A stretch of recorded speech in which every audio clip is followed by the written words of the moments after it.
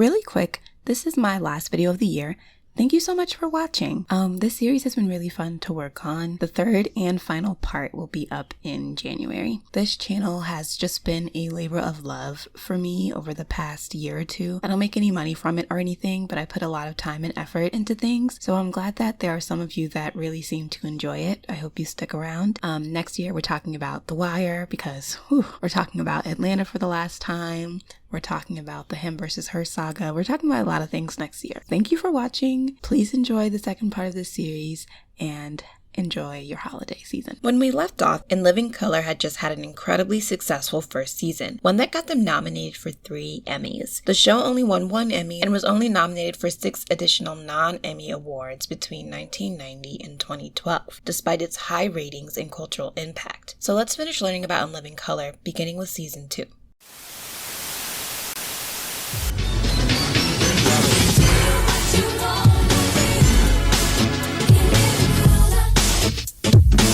You know what I'm saying?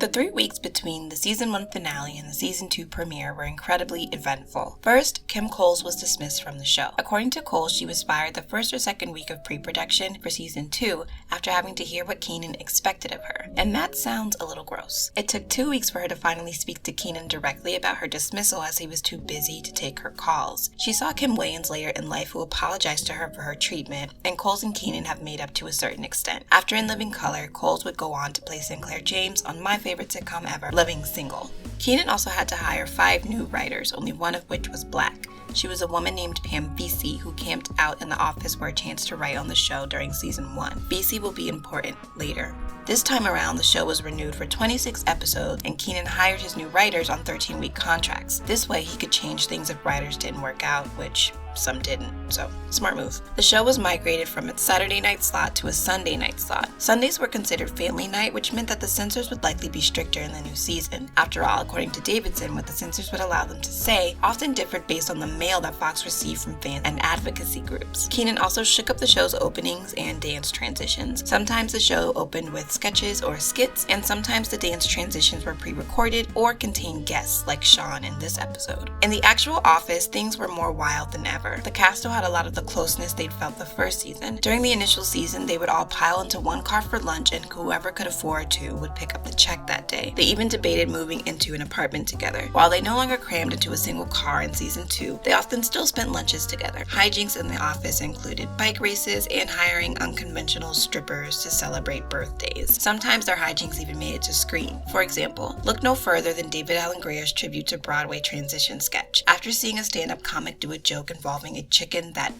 bombed, chicken became the word for a bad joke. When Grier pitched the idea of Broadway transition sketch and pushed for it, even though Kenan didn't think it would work, Kenan agreed to put it in the show. Right as the audience begins to lose interest in whatever David Alan Grier is doing, someone throws a chicken on stage, and then another, and then another. Shawn couldn't even keep it together. With the first episode of this season, Kenan, Kim, and Damon did a bit where they insisted that fame hadn't changed them, but they appeared to have undergone several procedures, and Kim even wears a wig, making them look like the Jacksons. In his memoir, Tommy Davidson draws a parallel between this sketch and the Richard Pryor show. The initial sketch of Pryor's show was cut, but it showed Richard Pryor with smooth genitals like a Ken doll, while he insisted that he gave up nothing for success. This season, they began to lean into more character-centered bits, since they wouldn't take as long to write and develop. It meant less work for the writers and more consistent branding for Fox. This season also brought along another extremely important character, Fire Marshal Bill. According to Peisner, Bill is a combination of Carrie's fire inspector character from Stand Up at the Comedy Store and a character he had in mind for a Make-A-Death-Wish Foundation sketch that got cut for not passing the censors, though it would eventually air. He also took inspiration from Peter Sellers' Inspector Clouseau character. Fire Marshal Bill got the show denounced by a number of fire marshals and organizations, including the National Fire Protection Association, St. Barnabas Burn Foundation, the New Jersey Fire Prevention and Protection Association, among others. But that didn't stop Carrie from doing 11 Fire Marshal Bill sketches throughout the show's run. In fact, Carrie credits the character with giving him a film career. This season, Damon and Kenan also launched some interesting characters. There was Frenchie, a lady killer with a literal sausage in his pants. The character originated years before while Kenan was hanging out with Eddie Murphy. The red suit was destroyed one night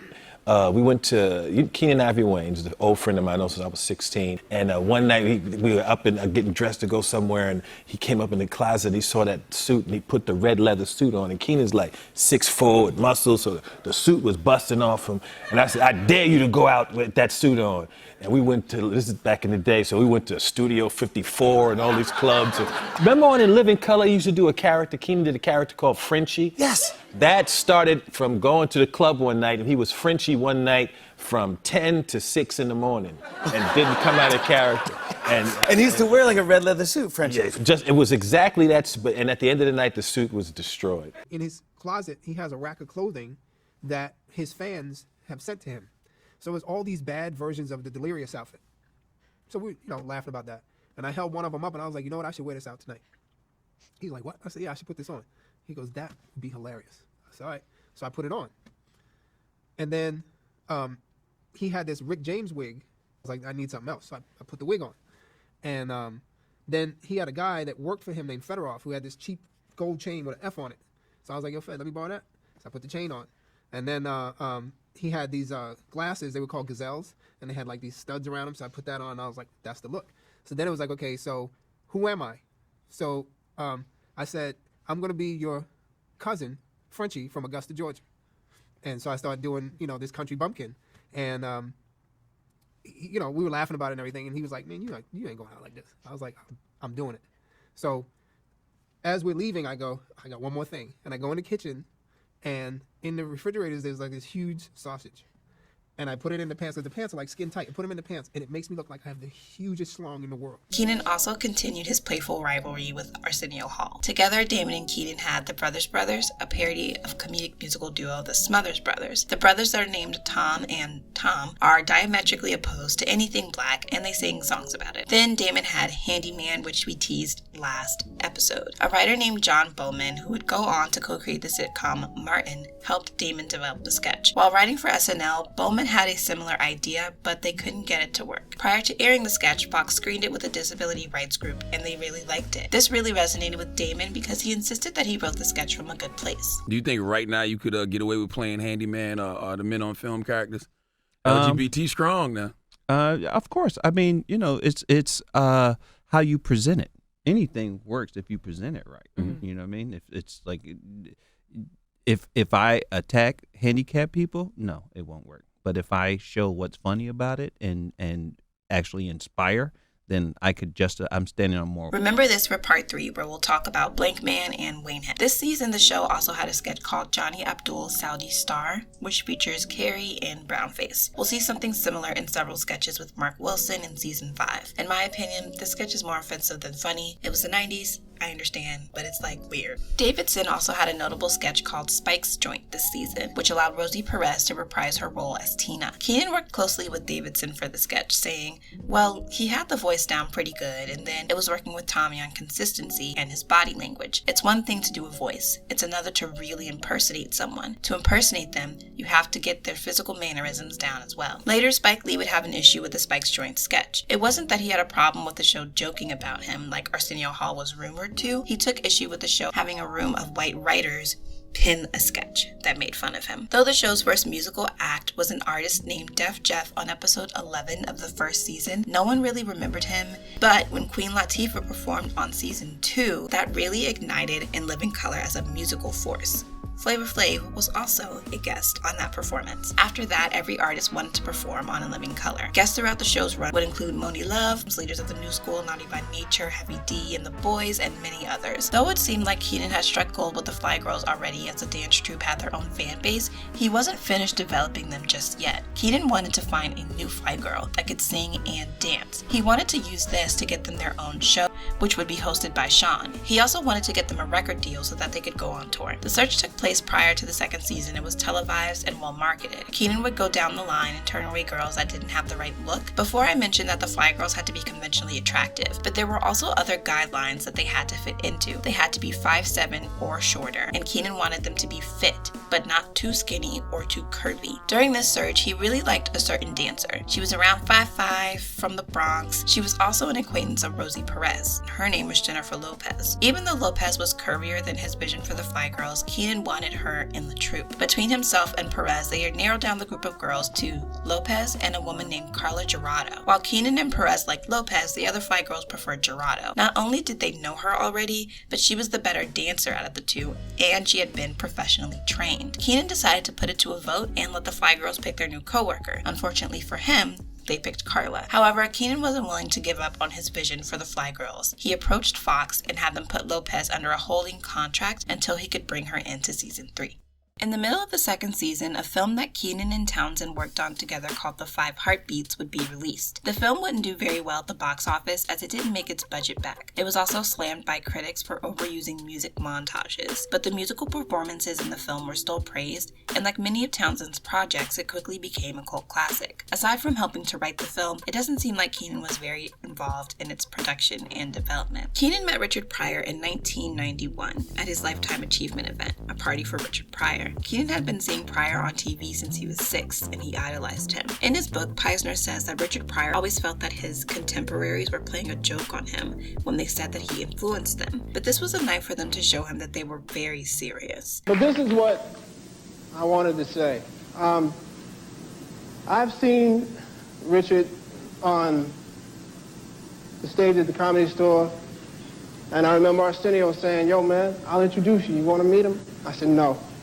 I remember going to the set of Harlem Nights and Eddie going, "Come on, man, I'll introduce you." I said, "No."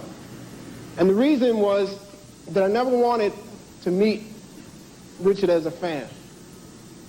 I wanted to do something. I wanted to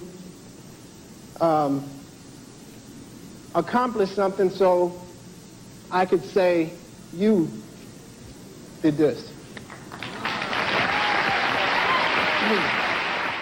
That was right there with The Tonight Show. My speech to Richard Pryor was everything I wanted to say to him. If I were going to bookend my career, it would be with those two moments, The Tonight Show and being able to thank the guy who showed me what I was going to do with my life. And I could not have been more just open and sincere and loving and appreciative.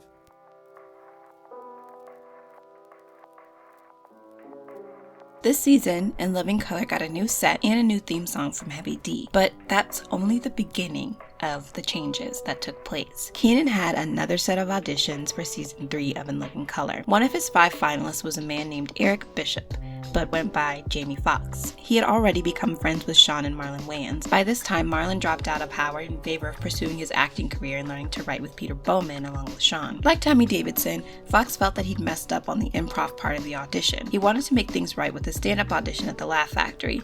Though Foxx was supposed to go on first, he lingered in the back and went on last in order to size up the competition. While Keenan would go on to call Foxx a guy who did stand-up so that he could get on stage and sing, he wanted Foxx on the show because he could do everything. Other additions to the cast included Shawn and Steve Park, an actor who previously played the grocery store owner in Do the Right Thing. He did this so that the writers had a new inventory of stereotypes to choose from. He also wanted to bring John Leguizamo on the show so that he could do the same with Latino stereotypes, but Leguizamo never appeared on the show due to miscommunications. The purpose of bringing in new cast members was twofold. First, the original cast had begun booking more work outside of the show, so Keenan still needed people with the availability to perform on the show. He was even putting their new DJ Twist, to work in some sketches. 2, more cast meant more competition, and Keenan thought it would inspire the OG cast members to step their game up. This competition was felt especially by Davidson and Takia Crystal Keymah. Davidson felt that Shawn and Jamie were getting spots over him. Actually, he felt that Keenan was harder on him in general. He got in a starring role aside Halle Berry in the film Strictly Business,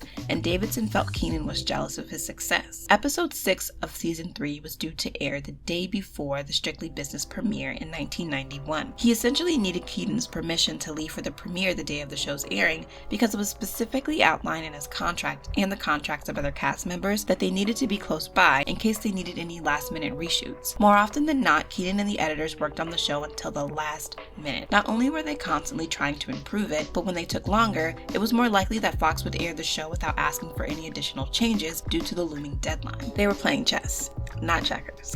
Keenan told Davidson to stay at his home until 5 p.m. to see if they needed him. Davidson waited and waited, but Keenan never called. and when Davidson called Keenan, the phone just rang. Before long, Davidson just went to the premiere. It seemed like Keenan forgot because he didn't mention it to Davidson later, but Davidson said that he felt the work environment was never the same after that. Davidson was also using cocaine at the time, which Keenan disapproved of. Keenan was really into health and fitness, and still is to this day. Actually, in this interview with Shawn, the interviewers are nice enough to give Keenan a cake for his birthday, to which Shawn says, He don't eat cake, though. he had negotiated for Fox to install a gym in their office, he was a vegetarian, and he didn't do drugs. Due to his role as more of a parental figure to most on the show, no one wanted to disappoint Keenan. This was even true of newcomer Jamie Foxx. Fox felt he had to prove himself and considered himself the 8th funniest person in the room at any given time. Unfortunately, this too would impact Davidson. Fox teased Tommy a lot because that's what got the laughs, and he often went overboard in the Wanda sketches that were introduced this season because he knew Keenan wouldn't dial him back. This wasn't a simple work relationship. Apparently the camera would cut on and Fox would take things completely overboard,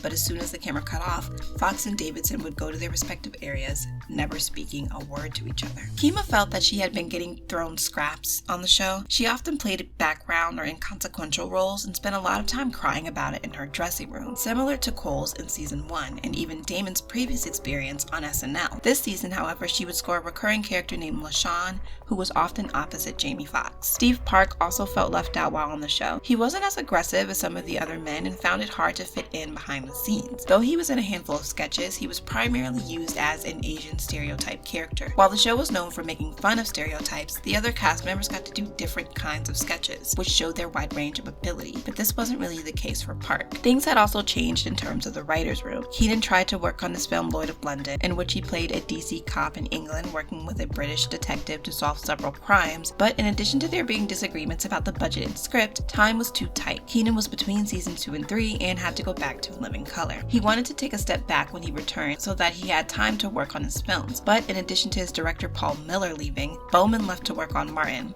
the other head writer left, and he had to replace most of the writing staff due to the usual burnout that In Living Color writers experienced. Keenan really began encouraging writers and cast members to pull from their own experiences or whatever they found to be ridiculous about their culture this season, rather than just using headlines for pitches. This was difficult for the writers because they felt that they really didn't get to live outside of the show. Writers spent Monday through Friday in the offices and usually didn't leave until the wee hours of the morning. While some rested on Saturday, they were all scouring the newspapers come Sunday, so that they had their 5 pitch ideas by Monday. Speaking of pitches, some of the writers had come to fear the pitch meetings, especially the new writers. They had trouble writing sketches that fit in with Keenan's vision for the show. They were often isolated until they proved themselves or got fired. The more seasoned writers had adapted Keenan's bulletin board idea. Rather than posting good sketch ideas, they posted the worst ideas and the names of writers who had been fired on their board. So the environment that Keenan had created that allowed writers and cast members to pitch absolutely anything had dried up in favor of intimidating the newbies so that they couldn't come up with anything good at all. There was also a sort of rift between Keenan and a lot of the writers at the time. Since he was unable to take a step back, it meant that he had to run the show and work on his other projects. This meant that he didn't have a lot of time to dedicate to any one thing and often ran late for meetings. According to Fred Graver, one of the show's writers, he was in the edit rooms, in casting, and with the Fox executives, everything. Once, Graver got a massage, a hot spring, and a steam between the time a meeting was due to start and when it actually started. Sometimes Keenan would even hold pitch meetings while he was working out, as it was the only time he could carve out. Writers began to take their anger at Keenan out on Shawn by refusing to write sketches for him, which meant that most of his on-screen time during the season was in background roles. Like Davidson, many of the writers felt Shawn was hired due to nepotism, even though Shawn had been doing stand-up since 16. Much like his older brother Damon, Shawn had been humbled by Robin Harris at his home venue, the Comedy Act Theater. I got booed, and Robin Harris, legendary comedian, Yeah. R.I.P. Robin Harris, he kicked my ass after I got Really? booed. He did another 8 minutes on how bad I was and how funny the boo was. It was one of the most embarrassing moments of my life, but it made me a better comedian. And it was all in fun. You know, I loved Robin Harris. He was like, you know, it was like a mentor to me. A writer named Michael Anthony Snowden stepped in to write with and for Shawn. Later, Snowden would end up on the writing staff for a number of Wayans properties, in addition to shows like Hanging with Mr. Cooper and South Park. Though the work environment had changed, the cast and crew still tried to have fun. They continued messing with the network censors. When they liked a sketch that had no chance of making it, they would continue to submit it under different names to desensitize them to the idea. Along with this, they would submit decoy sketches so ridiculous and raunchy that they made others look tame in comparison. They got a number of sketches approved with this tactic, including the Minute Maiden sketch, which was in episode 6. Speaking of fun, here's some Easter eggs for you. Marlon is in the end credits for episode 25. Here's Diddy and Tupac, undiscovered yet still friends, in episode 26, though it's listed as 28 on Wikipedia. A new character of Kim's named Cousin Elsie had also appeared this season. This could just be a coincidence, but Keenan mentions a Cousin Elsie in his set from A Night at the Improv. Your cousin Essie's in Texas. Grandma, I don't know Cousin Essie. That's my brother, daughter, son, nephew, cousin, child on his mama's side. I feel sorry for this Cousin Essie. Strangers must show up at her house all the time. It's like, Cousin Essie! In 1992, Fox still had a long way to go before it could stand alongside networks like NBC and CBS. They were still working toward doing 5 nights of programming instead of 3. If you were only a twinkle in your father's eye during 1992 like me, you probably don't know that TV wasn't a 24/7 thing. TV networks didn't have constant programming and likely didn't have programming 7 nights a week. At this time, Fox only had 3 or 4 nights of programming, and they were trying to increase it to 5. They figured a good way to continue to increase their viewership would be to air the Super Bowl. Unfortunately for the network, the rights had already been purchased for 1992 and 1993, so they decided to do the next best thing. They would take over the halftime show. All right, thank you for joining us this week. We want you to make sure you're here next week. We're throwing the ultimate halftime party during Super Bowl. So instead of getting up and going to the bathroom like you usually do, flip that channel and join us here. We're going to have some special musical guests, all your favorite characters. It's going to be live, so be in the house. Peace. At this point, the halftime show of the Super Bowl was a marching band. That's it. So there wasn't really a need to give viewers more of an incentive to watch. Not only did they have celebrities like Phil Beckman from Drexel's Class, Blair Underwood and Pauly Shore and Kevin West from Totally Polly, they had some outrageous sketches and even provided a countdown clock so that viewers wouldn't miss any of the game. For the Homeboy Shopping Network sketch, Damon and Keenan had actually planned and memorized 2 sets of jokes. They wanted their jokes to coincide with whoever was ahead by the time the show went live, so the cast and crew had to set things up accordingly and had 2 sets of props. Here are some show notes from that episode as proof. In the Men on Football sketch, Damon and Grier broke several times, likely because they were going off script. Damon also made this gerbil joke about Richard Gere. Time out. Now you got to reverse that call. Joe Namath is married. Hello? Well, so is Richard Gere, and you should have seen that gerbil in the wedding dress. It was based on a rumor that Richard Gere had to have a gerbil removed from his butt. Damon also snuck in a line about Carl Lewis. The show had a little pressure from Gere afterward for breathing life into the rumor, but the joke really affected them because it lost them sponsors and meant that the censors would be more strict. This was kind of hypocritical on Fox's part, as the show aired on a 6-second delay, and there was a censor button that could have been used to censor out problematic jokes. However, Don Bay, the man in charge of the censor button, decided not to hit it. Afterward, Keenan would say that not hitting the button was Fox's call, and they should take the blame for the joke's airing. The episode was viewed by 29 million people and effectively changed the Super Bowl halftime show forever. In the 1993 Super Bowl, the halftime was performed by Michael Jackson so that the network didn't lose its viewers. Though In Living Color's first live show was incredible, record-breaking, and history-changing success, it would be their last. And Damon even believes that this show is part of the reason why Keenan eventually left. Why did they ever you stop? wanted more?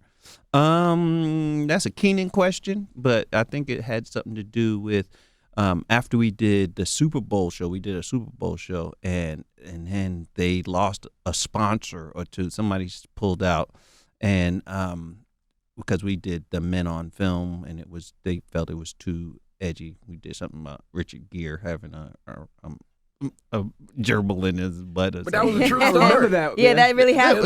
It was rumor, but we made it true on. Oh, that's why we think it's a true story. Gotcha. Yeah, and so Sorry, Richard they Gere. just get- Damn gerbophobes. I don't know you, but yeah. So they started really coming down on us with censorship, and Keenan was just like, you know what, we leaving.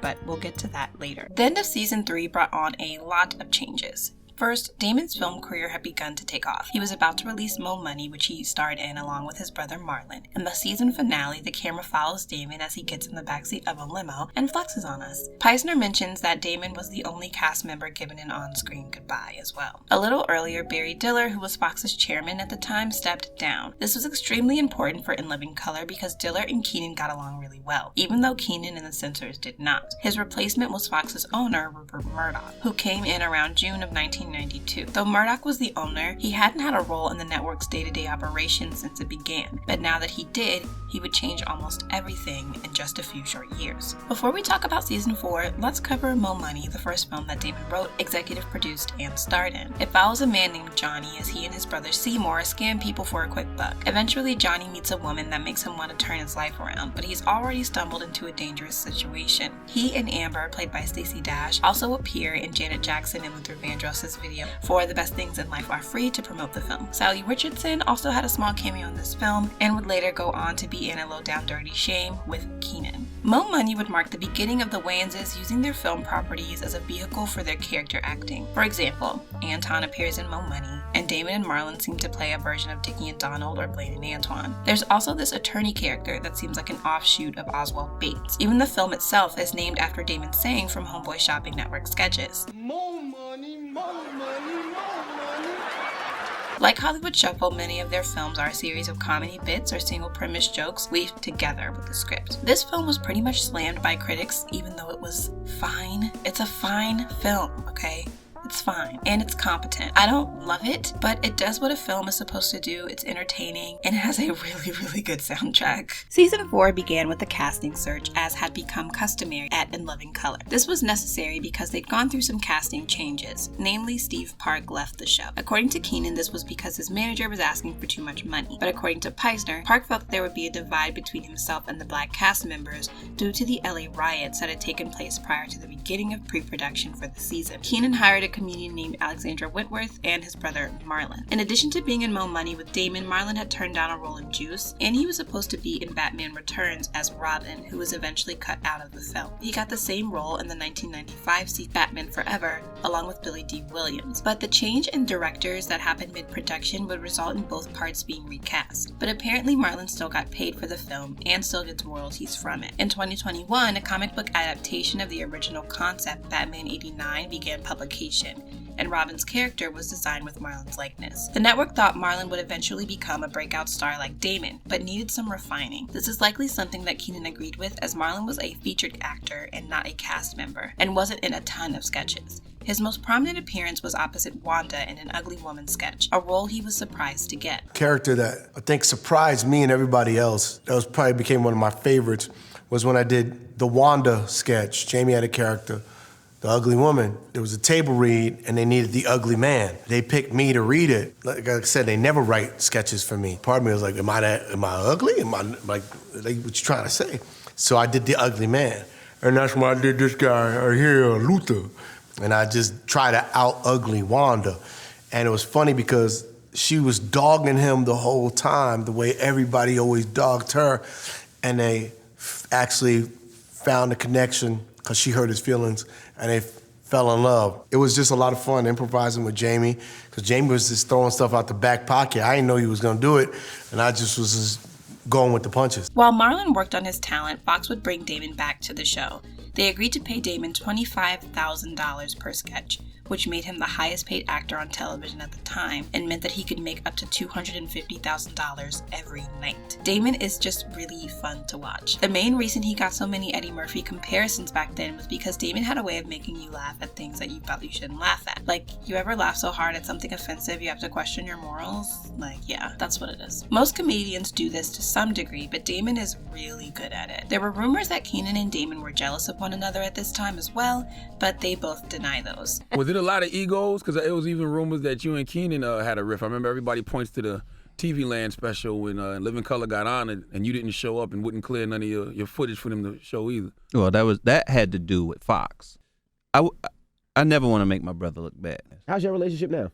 Oh, we all good. Family, family's fam. You get your feelings hurt and then we laugh about it. This denial was also corroborated by Marlon. What is it like growing up in a household with so many successful siblings? Like, was it always like a rivalry? Like, who could make the most money? Like, No. You know what I mean? No. That's just bad love. And we don't compete against each other. Sometimes we be on stage or we'll crack a joke or we'll be writing a scene and we'll try and top the joke. But it's friendly competition. You can't have that kind of bad energy in your family. They also began implementing tryout contracts for the cast this season. Rather than signing on a cast member for a full season or even a half season, which was 13 weeks, tryout contracts held them on set for 7 weeks. There had also been a couple of changes to the Fly Girls. Carrie Ann, Carrie, and Lisa had auditioned for a Budweiser commercial during the off-season. Their contracts didn't pay them while the show wasn't taping, so they were looking for other work, and Budweiser just so happened to put a call out for Fly Girl types. Unfortunately, this didn't sit well with Keenan, who was in the middle of negotiating a very lucrative deal with Sprite for the Fly Girls. He told them they could either do the commercial or in Living Color, and the ladies went with the former. That left Lopez and Lang in the crew with 2 new girls. Finally, Keenan would make 3 of the show's head writers into producers and hired 11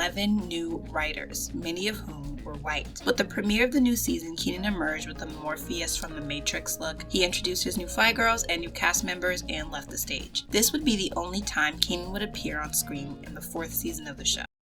There are also several sketches about the LA riots toward the beginning of the season, and they poke a little fun at Garrett Morris and Chris Rock in their time on SNL. Though the show carried on as usual, there was a lot of drama behind the scenes. Around episode 6, Tommy Davidson had stopped appearing in sketches. Actually, any sketches with Davidson in them that aired the 4th season were canned from previous seasons. They would soon replace him with Carrie and Grier in the Wanda sketches, and with Shawn in the Snackin Shack sketch. Things had come to a head for Davidson. While working on Strictly Business the year before, he tried cocaine for the first time. Since then, his drug use had begun affecting his work, and we already talked about how Keenan had a disdain for drug use. On top of that, he really wasn't getting along with Jamie Foxx. Issues with Foxx persisted on Booty Call, and they even got into a physical fight. Eventually, Davidson approached Keenan and told him that he needed to go to rehab to save his life. Keenan gave Davidson his blessing and insisted that his job would be waiting for him when he came back. Keenan would go on to do something similar for a writer named Robert Schimmel, who was hired along with his brother Jeff. At the time, Robert's son had cancer. Understandably, this made it difficult for him to be funny and write funny sketches. Keenan insisted that Robert go home and spend time with his family, as the life of an In Living Color writer was hectic and all-consuming. Not only did Keenan still pay Schimmel, just like he did Davidson, he reserved a spot on his writing staff for him. Carrie had begun to feel like Keenan was limiting him in the 4th season. After Keenan decided to scrap a sketch Carrie was working on, Carrie would say his first line at the next table read, using his butt. Here's Tommy Davidson's explanation of the incident. At the next table read, with Keenan in his usual spot at the head of the table, Jim was supposed to read his part in a sketch. So Jim stood, turned around, and read his part as if it was coming out of his ass. And it was not just that Jim was being a ventriloquist and throwing his voice. He was moving his butt muscles, so it really looked like he was talking. This made Keenan so mad that he stormed out. The butt talking would go on to inspire a bit in Ace Ventura, which Carrie was working on with writer Steve Odekirk during season 4. The butt talking caused a rift for a while between Carrie and the Wayanses. Rather than being the normal James Carey who couldn't blend in if he tried, Carrie had begun to wear sunglasses whenever he had a role in a sketch that starred a Wayans. The Wayanses, never to be outdone, did the exact same thing to Carrie. At some point during the season, Tamara Rawit, Keenan's EP and right hand, left. According to Peisner, she left when she didn't get a writing credit, though she helped fix sketches behind the scenes. However, according to the official show companion, she left because Keenan put 2 newcomers above her. I'm not sure which is true, so do with that information what you will. Finally, Keenan was butting heads with Fox again. To fill out their daily programming, Fox was using In Living Color reruns. They knew the show had a core audience that they could use to build up their viewership at other points of the programming schedule. While Keenan agreed to let them run the first season, Fox began cutting together episodes of the show using both new and old sketches. They were also gearing up for syndication. Syndication is when a network leases the right to broadcasting television shows and radio programs to multiple stations. A show becomes eligible for syndication after its 100th episode airs, which In Living Color was due to surpass in season 4. This is where show creators really get paid, as rights for the shows have to be purchased by each individual news station. Networks could be paid up to $100,000 per episode per station. This was an issue for Keenan because he felt that all of the reruns were cheapening the show. It also raised the issue of self-selling. Fox wanted to sell In Living Color to the distribution leg of the network from the television studio of the network. If Fox was essentially selling the show to itself, how would Kenan know they were paying themselves, and by extension, him, a fair price? In late November, Kenan got word that Fox wanted to cut a line from an episode of the show prior to it airing. For some reason, this was the final straw for Kenan.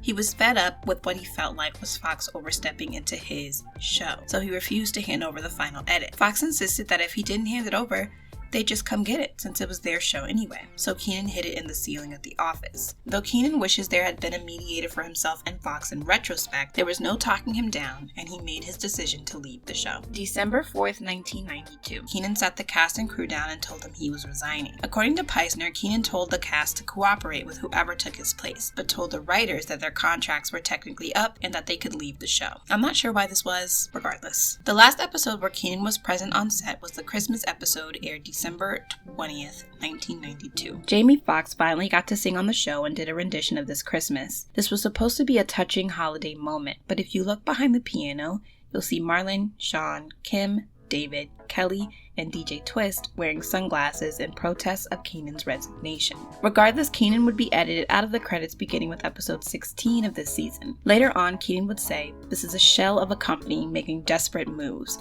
They're collapsing and they don't care who they offend or what shows they ruin." Eventually, Fox would buy Kenan out for an undisclosed amount, which is rumored to be anywhere between $1 and $20 million. In Kenan's place, writers Greg Fields, Les Firestein, and Pam Vesey ran things. They began cutting together best of episodes of the show, showcasing all of their Jackson sketches or Men-On sketches. This was likely because the cast of the show was in a state of flux. Marlon and Damon, both of whom had not been contractually obligated for the entire season, left with Kenan. Allegedly, Fox offered Damon $200,000 per show to sign on as the new executive producer and offered Marlon a lot to stay as a part of the cast, but they both declined. Shawn and Kim, who were obligated to stay on staff until the end of the season due to their contracts, began appearing in less and less sketches. When they did appear, they didn't do their best. Peisner brings up an example from the A Different Message sketch from episode 21 of the 4th season. Shawn played Dwayne Wade, but primarily mumbled through his lines and just looked like he didn't want to be there. So, Mr. Gaines, that we must stay in school if our people will ever truly be free?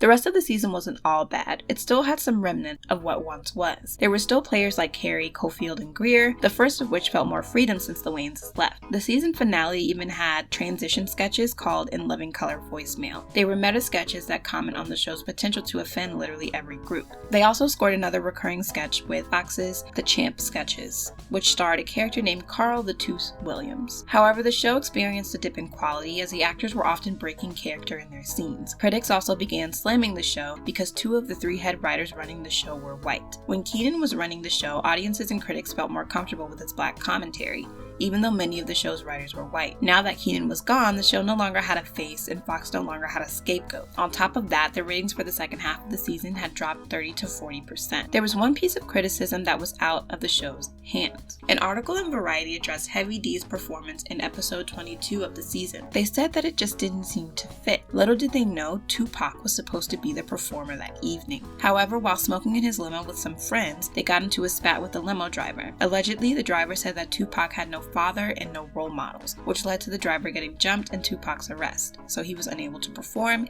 and Heavy D filled in last minute.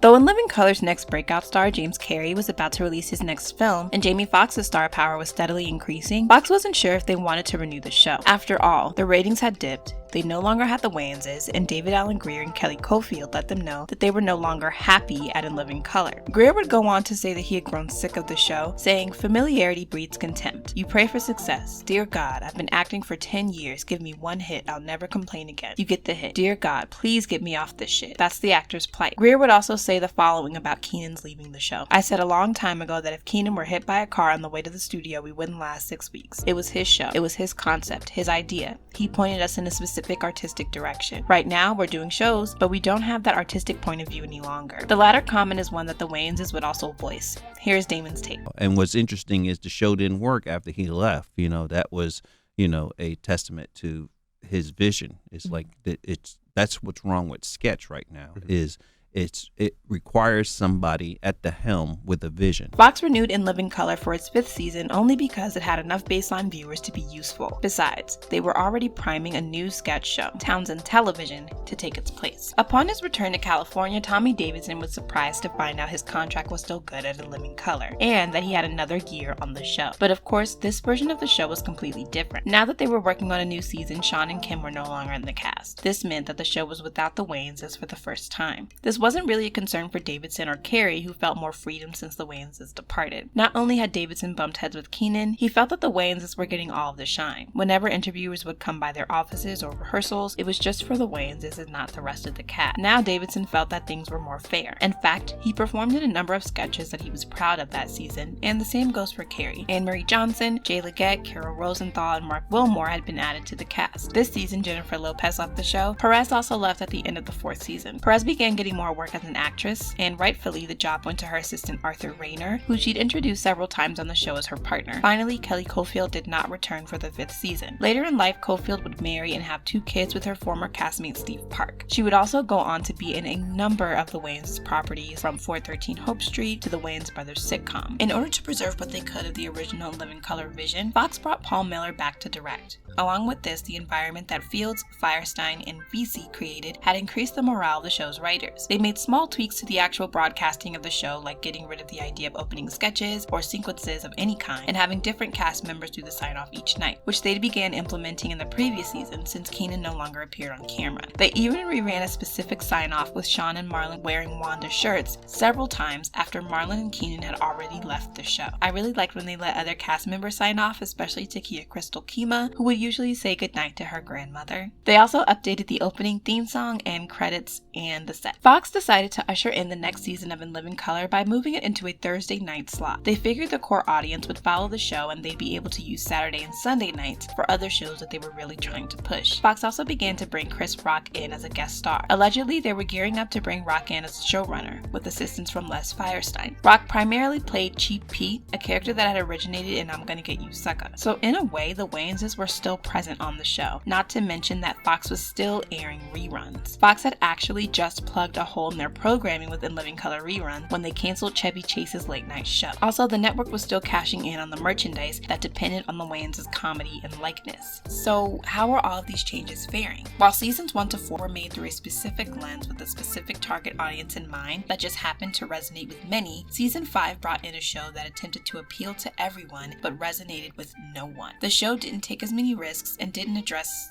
anything except for what had already been addressed by the show. For example, it spent a couple of episodes of the 5th season commenting on the LA riots, which were already covered by the previous season. Though still topical, they weren't making new observations, and it just seemed like they were trying to cash in on a tragic event that was no longer urgent, rather than providing funny and insightful commentary on it. They began writing sketches so that any celebrity could do a cameo at the last minute. This isn't difficult to believe, as the cameos for this season included James Brown, Johnny Gill, and Luther Vandross. And yeah, I loved every bit of those cameos. Thanks for asking. But it just didn't fit the hip-hop audience the first 4 seasons of In Living Color was trying to pitch to. In his book, Peisner points out that the TV game shows are easy for sketch comedy shows to plug in because it's an easy way to bring together a handful of different personalities. This season of In Living Color really began depending on those kinds of sketches, which meant that the original pitches writers were coming up with likely weren't that great. They'd also began the series of Wanda sketches that follow her as she attempted to find the father of her child. In my opinion, this blemished the legacy of the character. Unlike Carrie's Vera DeMilo, Wanda wasn't just funny because she was mannish or ugly or Jamie Foxx in drag. She was extremely overconfident and simultaneously socially inept.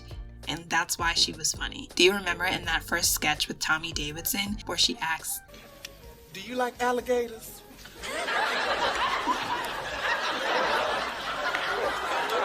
I hate them. Oh, I don't like them either. They skin's so rough. It brands her as this weird and quirky character, whereas this baby daddy saga turned Wanda into a Maury episode and gave Fox the ability to sell more Wanda merch, which they'd already begun priming the audience for with that season 4 sign-off. Maybe I was affected by the public perception of season 5 of the show, but I didn't really like it. It felt more like SNL. It moved slower, the sketches and bits were too long and repetitive, and the show felt like it wasn't for anybody in particular. Even though season 5 was less than satisfactory, rumor has it that Fox was still going to renew In Living Color. This wasn't a bad decision, as Carey had already agreed to do a 6th season as long as he got some time off to film The Mask, and In Living Color's core viewership was still pretty strong. However, Fox quickly decreased their original order of 22 episodes to 13 and then to none. Along with In Living Color, Fox canceled Sinbad, Rock, South Central, and Townsend Television. The cancellations just so happened to coincide with Fox's acquiring of the rights for the Super Bowl. The general consensus, though, is that with Fox's Super Bowl rights in their new project, which was a cable channel named FX, they needed to clean up their shows since they'd have more distinguished viewers. Up until that point, Fox was considered a network primarily for teenagers and Black people. The legacy of In Living Color was strong immediately following its cancellation, because Fox put a show on the air called Mad TV, a sketch show that featured Heavy D on its theme and would go on to last 14 seasons. It also helped to birth the Chappelle Show. After all, Dave Chappelle was a frequent visitor at the In Living Color offices, had auditioned for the show, and almost got a spot on season 5. In addition to syndicating the episodes, Fox put each season of the show out on DVD, eventually. In Living Color stopped airing in syndication in 2017 and is not available on streaming platforms, so now the DVDs have sort of become collector's items, along with many other things from the show that we talked about before. It's important to note that these DVDs aren't the same as the show that aired. Some sketches were cut due to censors and music licensing issues. For example, the Bolt 45 sketch aired once in 1990 and was left out of the DVD. The only remaining version is on YouTube.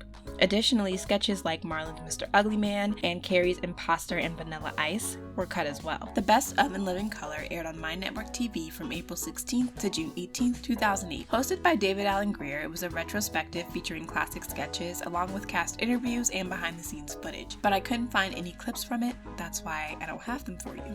Kim Wayans revived Benita to encourage people to vote in October of 2020. David Alan Grier finally won his Tony in 2021. Shout out David Alan Grier, so proud of you. And somewhere in there, Jamie Foxx revived Wanda for a minute. Recently, Takia Crystal Keymah was on Raven's Home, and after Living Single Wrapped, Kim Coles continued acting in small roles and continues to do stand-up to this day. Keenan's original plan for In Living Color was for it to be a way to usher in new comedic talent for years and years. So it was no surprise that he signed on when Fox approached him about an In Living Color reboot in 2011. He did a casting search for cast members and fly girls just like the first time around. You can imagine the pressure of working on the pilot, especially when Key and Peele was allegedly being developed just a floor above them. Out of the 8 to 10 sketches that were filmed for the pilot, Keenan was the only original cast member to appear. Damon was in talks to appear, but Fox didn't want to compensate him fairly. This is also the reason he wasn't at the TV Land Awards. Well, that had to do with Fox. Okay. Disrespecting me for the comeback episodes. They were supposed to be doing a Living Color reboot. Yeah, and they tried to pay me $2,500 to do 2 episodes. What? Wow. And I was just Damon Wayans, $2,500 to be on an In Living Color reboot. I was like, y'all gonna? I don't even know how to cash $2,500. That's new money. Yeah, I get you new people. Get you a party hosting. Right, but it was. I mean, I never want to make my brother look bad, but at a certain point when you feel disrespected, then you just, for me, it's the same reason why I got fired from Saturday Night Live. Right. Is at a certain point, just there's something in me that just can't allow that. Allegedly, several original cast members agreed to do the show, but hadn't set anything in stone as they wanted to see what happened with the pilot first. By the time the pilot wrapped, Fox had spent $4 million, and Keenan decided that the show just wasn't feasible. Many that were cast would go on to work together in True TV's sketch show, Friends of the People. In early 2022, Tamara Rawat donated original artifacts from In Living Color production to the National Comedy Museum in Jamestown, New York. You've seen a couple of them throughout this video. These items are part of their late night exhibit and are on display right now if you want to see them. In Living Color helped Fox, and by extension FX, the powerhouses that they are today. They helped the network make $50 million in profit in 1990 after it had lost almost $100 million in '89 alone. Though this is the end of the story for In Living Color, it's just the beginning of the story of the Wayanses. What if I told you that Damon, Shawn, and Marlon, Wayanses that would go on to create their own production companies and properties, just like Keenen, would face the exact same treatment that their brother had years before? What if I told you that their shows would be used to gain a consistent black viewer base and then be abruptly canceled? What if I told you that their properties would become complete classics and be loved by audiences while simultaneously being slammed by critics? What if I told you that Hollywood would attempt to censor the Wayanses only to take the Wayanses' ideas without their permission and ruin them? Would you believe me? Of course you would. It's the truth.